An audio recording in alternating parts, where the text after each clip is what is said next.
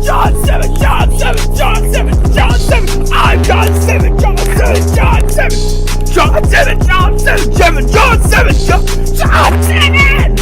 John 7, John 7, John 7, John 7, John 7. I'm John 7, John 7, John 7. I'm John 7, John 7, John 7.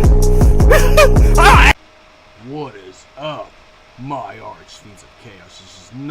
This is none other than King of the Night, Vincent Valentine next turn. And let's get started on this character review.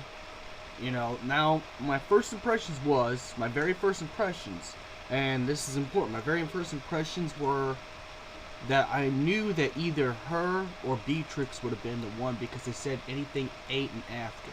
They have a pattern of 8 and after or 8 and before. So earlier games is before Final Fantasy 8. Anything after is Final Fantasy 8 directly or after it. So you'd think it'd be like 10, because after 10 Final Fantasy's changed. But anyways,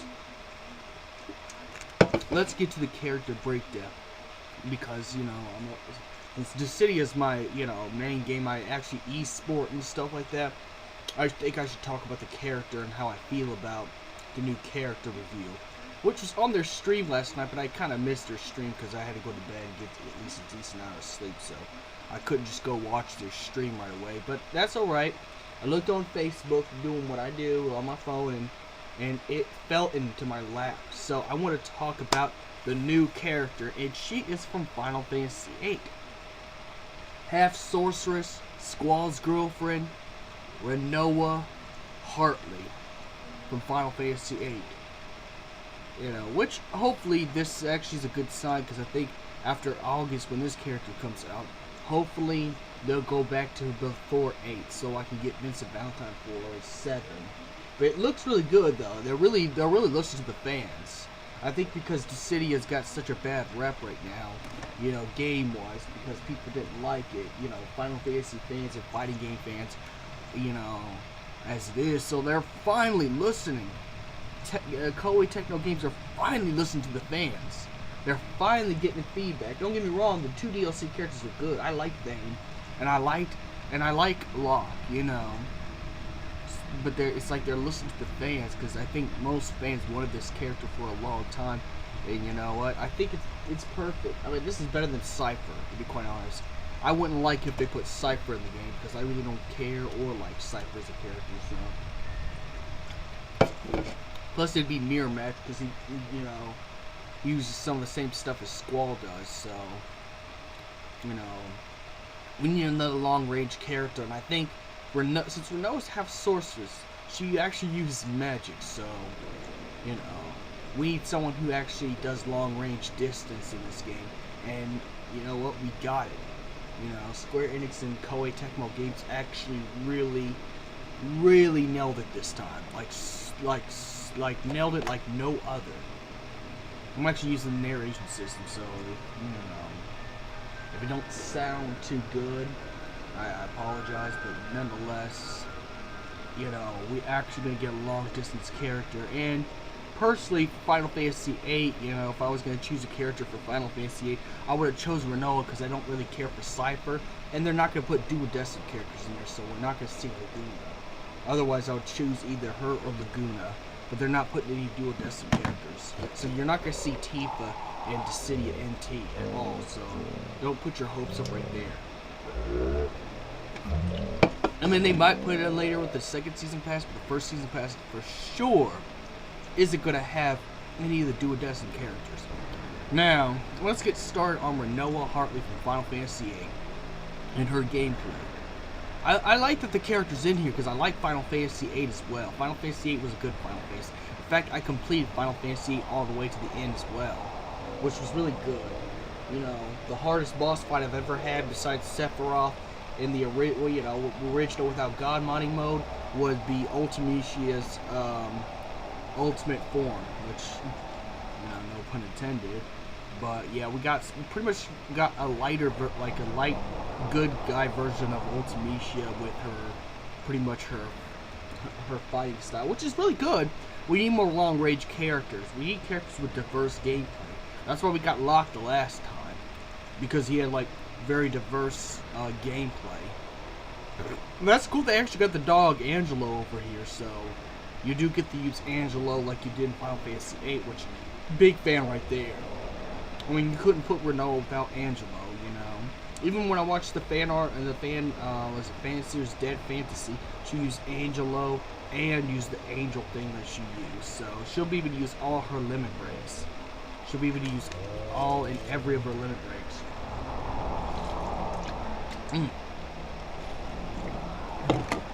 Sorry, drinking energy drink.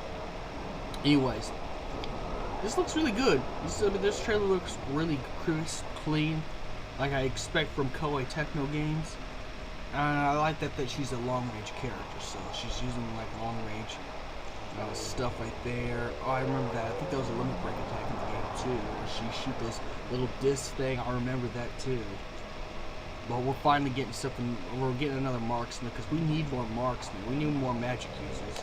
I feel like there's just too many sword users and brawlers already, and we need diverse gameplay. Considering that this is actually going to get to esport level, and you're able to actually compete, you know, esport tournaments for this.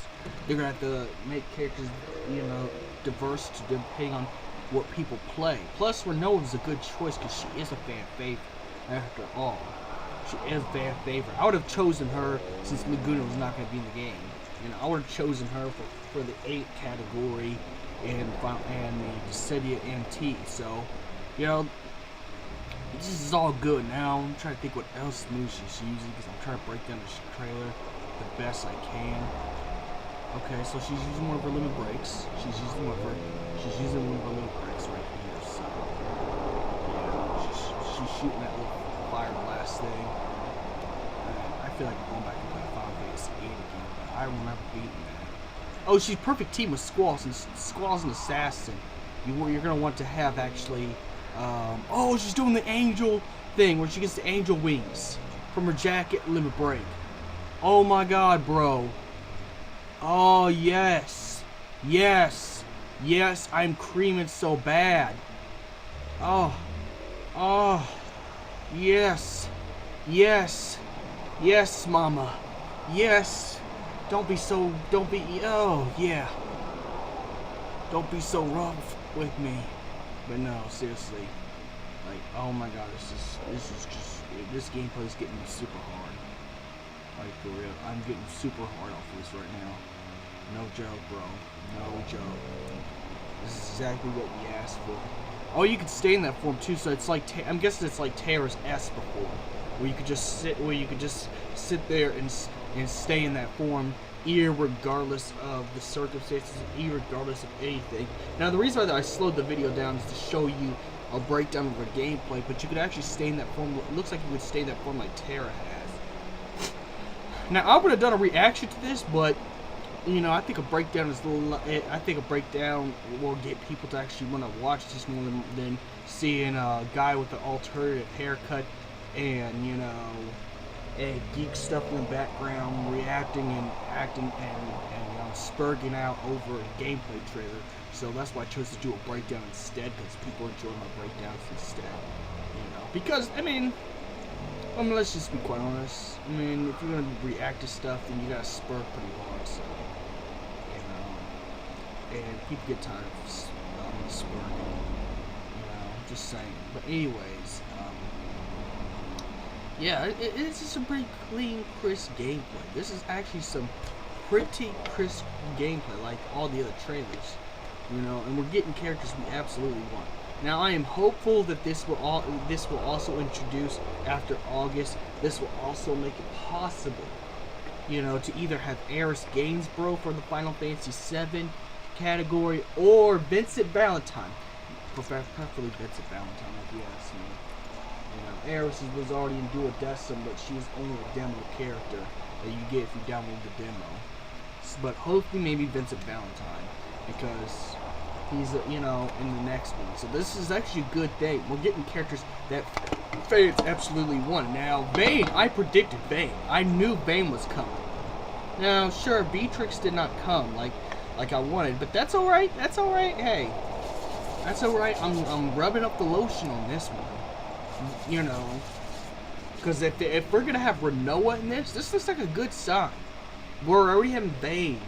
We're already having Locke, and Locke is a fan favorite from Final Fantasy VI, and we're having Rinoa, so it could be possible the next trailer after the next character reveal is most likely going to be Vincent Valentine, because he's a popular character and it looks like they're putting nothing but popular characters that weren't in the game before, like in the handheld Dissidia, Duodecims, and Dissidia 1 games.